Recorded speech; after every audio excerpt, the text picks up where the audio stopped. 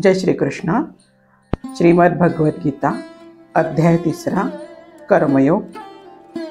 ओम श्री परमात्मने नमः.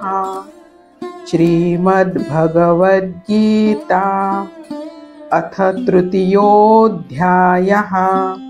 अर्जुन उवाच ज्ञायसि चेत् कर्मणस्ते मता बुद्धिर्जनार्दन तत्किं कर्मणि घोरे मां नियोजयसि केशव. व्यामिश्रेणेव वाक्येन बुद्धिं मोहयसीव मे तदेकं वद निश्चित्य येन श्रेयोऽहमाप्नुयाम्. श्रीभगवानुवाच लोकेऽस्मिन् द्विविधा निष्ठा पुरा प्रोक्ता मया नघ. ज्ञानयोगेन सांख्यानां कर्मयोगेन योगिनां. न कर्मणामनारम्भान् नैष्कर्म्यं पुरुषोऽश्नुते. न च सन्न्यसनादेव सिद्धिं समधिगच्छति. न हि कश्चित् क्षणमपि जातु तिष्ठत्यकर्मकृत्. कार्यते ह्यवशः कर्म सर्वः प्रकृतिजैर्गुणैः. कर्मेन्द्रियाणि संयम्य य आस्ते मनसा स्मरन्. इन्द्रियार्थान् विमूढात्मा मिथ्याचारस्य उच्यते. यस्तीन्द्रियाणि मनसा नियम्यारभतेऽर्जुन.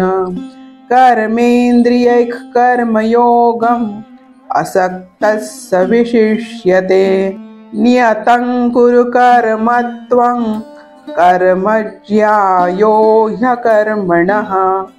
शरीरयात्रापि च ते न प्रसिद्ध्येद कर्मणः. यज्ञार्थात् कर्मणोऽन्यत्र लोकोऽयं कर्मबन्धनः.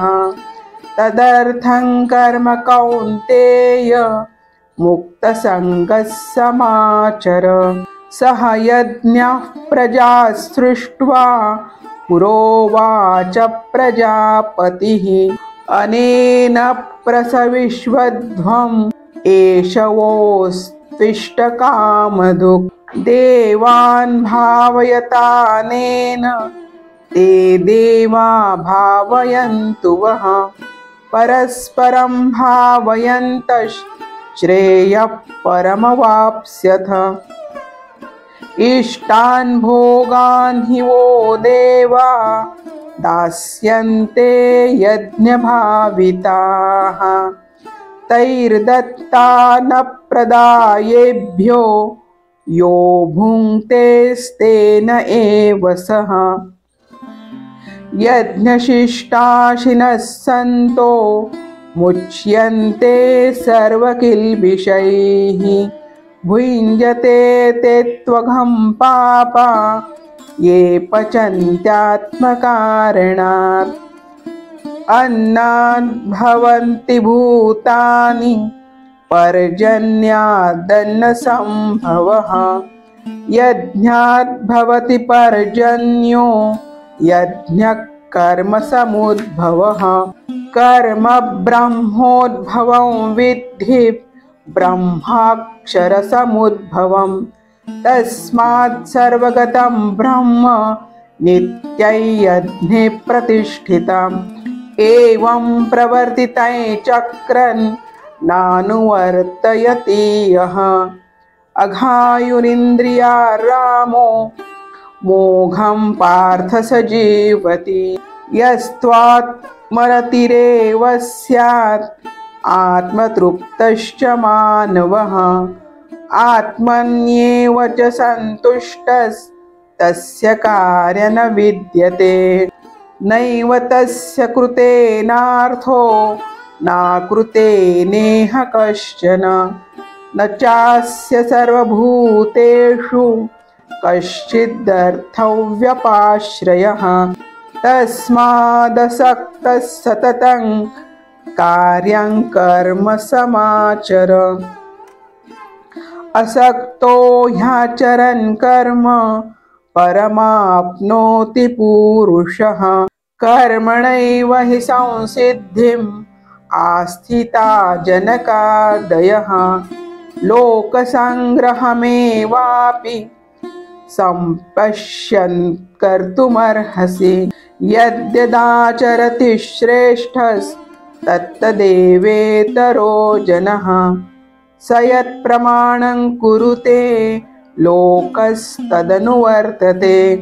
न मे पार्थास्ति कर्तव्यं त्रिषु लोकेषु किंचन नानवाप्तमवाप्तव्यं वर्त एव च कर्मणि यदि ह्यन्न वर्तेय जातु कर्मण्यतन्द्रितः मम वर्त्मानुवर्तन्ते मनुष्याः पार्थ सर्वशः उत्सीदेयुरिमे लोका न कुर्यां कर्म चेदहं शङ्करस्य च कर्ता स्याम् उपहन्यामि माः प्रजाः सक्ताः कर्मण्य विद्वांसो यथा कुर्वन्ति भारत कुर्याद्विद्वांस्तथा सक्तः चिकीर्षुर्लोकसङ्ग्रमम् कुर्याद्विद्वांस्तथा सक्तः चिकीर्षुर्लोकसङ्ग्रहम् न बुद्धिभेदै जनयेत् अज्ञानां कर्मसङ्गिनां जोषयेत् सर्वकर्माणि विद्वान् युक्तः समाचरन् प्रकृतेः क्रियमाणानि गुणैः कर्माणि सर्वशः अहङ्कारविमूढात्मा कर्ताहमिति मन्यते तत्त्ववित्तु महाबाहो गुणकर्मविभागयोः गुणागुणेषु वर्तन्त इति मत्वा न सज्जते प्रकृतेर्गुणसम्मूढाः सज्जन्ते गुणकर्मसु तान् कृत्स्नविदो मन्दान् कृत्स्नविन्न विचालये मयि सर्वाणि कर्माणि सन्न्यस्याध्यात्मचेतसा निराशीर्निर्ममो भूत्वा युध्यस्व विगतज्वरः ये मे मतमिदं नित्यम् अनुतिष्ठन्ति मानवाः श्रद्धावन्तो न सूयन्तो मुच्यन्ते तेऽपि कर्मभिः ये त्वेदभ्यसूयन्तो नानुतिष्ठन्ति मे मतम् सर्वज्ञानविमूढांस्तान् विद्धि नष्टान् चेतसः सदृशं चेष्टते स्वस्याः प्रकृतैर्ज्ञानवानपि प्रकृतौ यान्ति भूतानि निग्रहः किं करिष्यति इन्द्रियस्येन्द्रियस्यार्थे रागद्वेषौ व्यवस्थितौ तयोर्न वशमागच्छेत् तौ ह्यस्य परिपन्थिनौ श्रेयान् स्वधर्मो विगुणः परधर्मास्वनुष्ठितात् स्वधर्मे निधनं श्रेयः परधर्मो भयावहः अर्जुन उवाच अथ केन प्रयुक्तोऽयं पापं चरति पुरुषः अनिच्छन्नपि वार्ष्णेय बलादीव नियोजितः श्रीभगवान् उवाच काम एष क्रोध एष रजोगुणसमुद्भवः महाशनो महापाप्मा विद्धयेन मिह वैरिणम् धूमेन्द्राव्रियते वह्निर्यथादर्शो मलेन च यथोल्बेनावृतो गर्भस्तथा तेनेदमावृतम् आवृत्ते ज्ञानमेतेन ज्ञानिनो नित्यवैरिणा कामरूपेण कौन्तेय दुष्पुरेणानलेन च इन्द्रियाणि मनोबुद्धिर् अस्याधिष्ठानमुच्यते एतैर्विमोहयत्येषत् ज्ञानमावृत्य देहिनम् तस्मात् त्वमिन्द्रियाण्यादौ नियम्य भरतर्षभ पाप्मानं प्रजह्येनै ज्ञानविज्ञाननाशनम् इन्द्रियाणि पराण्याहुर् इन्द्रियेभ्यः परं मनः मनसस्तु परा बुद्धिर् यो बुद्धेः परतस्तु सः एवं बुद्धेः परं बुद्ध्वा संस्तभ्यात्मानमात्मना जहि शत्रुं महाबाहो